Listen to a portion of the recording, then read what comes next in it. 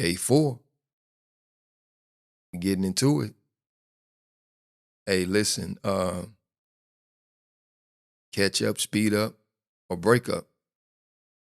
It's one of the three. It's on you. But I'm still excited about this challenge. Like I said, I've been creating little mini micro episodes.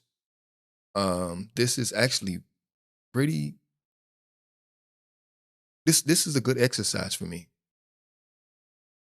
It's a really good exercise for me because it's allowing me to kind of really invest more in myself, in my own abilities and capabilities of actually creating my own content for myself. Normally I do interview style episodes, and I wanted to find a way to kind of get away from that to a degree and start to come up with things, you know, that I could talk about on my own.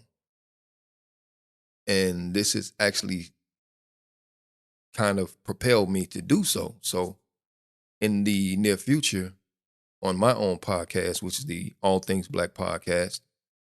And oh, by the way, I forgot the introduction. Listen, my name is Daryl. Let me reintroduce myself. Anyway, uh, I am Mr. Black Ovation. I'm the host and producer of the All Things Black podcast, which you can hear on any streaming podcast platform, such as Apple, Spotify, Google, Radio Public, Pandora.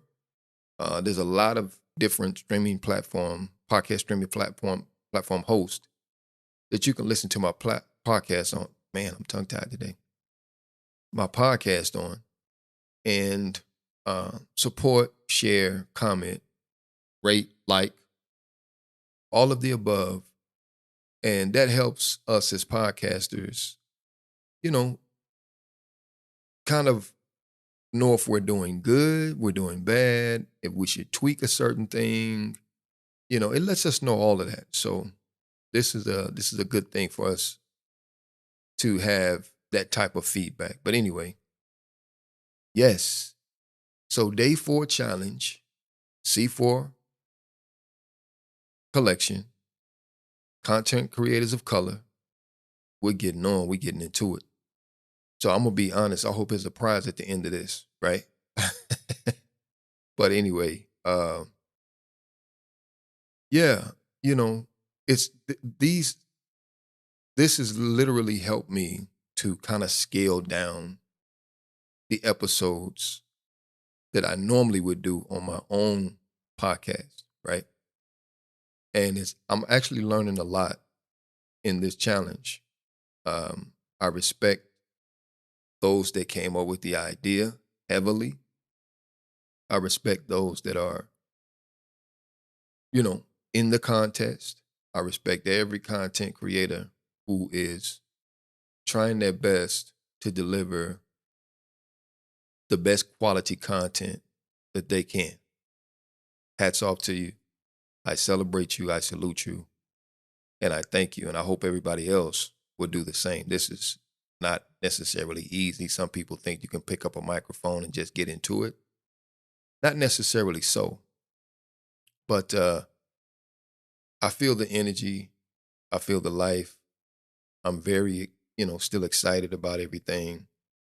And I'm going to continue on, right? That's me. So you're getting kind of a glimpse into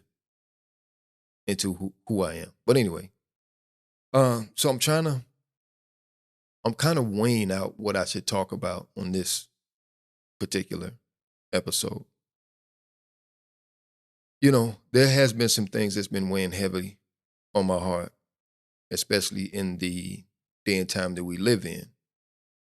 There's so much going on. There's so many battles that are waging. There's so many fires that so many of us are trying to put out. There's so many things that we're trying to maintain. There's some of us that trying to get back to a way of life that we are accustomed to, right? And I know that's a lot of pressure. There's a lot of pressure right now. If anybody is still with us, and I mean living, and I want to say peace to those that have um, expired. And for a lot, I hope that for those that do believe in a higher power or God or whatever you want to call them, I hope that whatever their good deeds are of service, I hope that the Creator, the God, is pleased with that service. But things are getting kind of thick. And if you're in tune with certain vibrations, you can feel the heaviness, right? You can feel it. It's like it's like an electricity. You can feel it, right? You can kind of feel when things shift and go a different direction. And those of us that are paying attention, you kind of know where things are headed, right? A lot of us like to be optimistic, and optimism is a beautiful thing. And I'm not saying we should be pessimistic, you know, don't walk around with no degree of hope at all. But let's be clear, the climate that we're currently in, it's a heavy climate. And like I said, there's so many things going on that a lot of us can't grasp the idea from day to day what we're going to do, because we don't have a focal point to be focused on. There's much I could say about the day and the times that we're living in, but I think I'll save that exclusively for another episode, because we have to have that dialogue. We have to have that conversation. But it is very weighty, and there's a lot of people that's going to tune it out, and there's some people that will wholeheartedly receive it because they understand the day and the time that we're living in.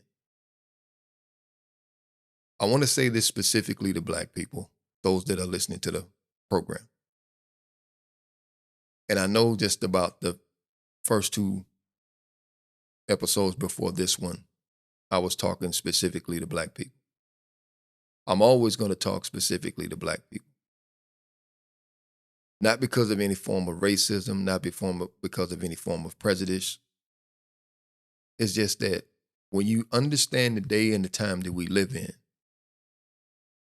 and you understand the plight, the sojourn, the history of what Black people have endured in this country and globally, and you align that with historical counts of great civilizations, and you align that with biblical narratives and spiritual teachings, you'll understand why I'm saying what I'm saying specifically to Black people.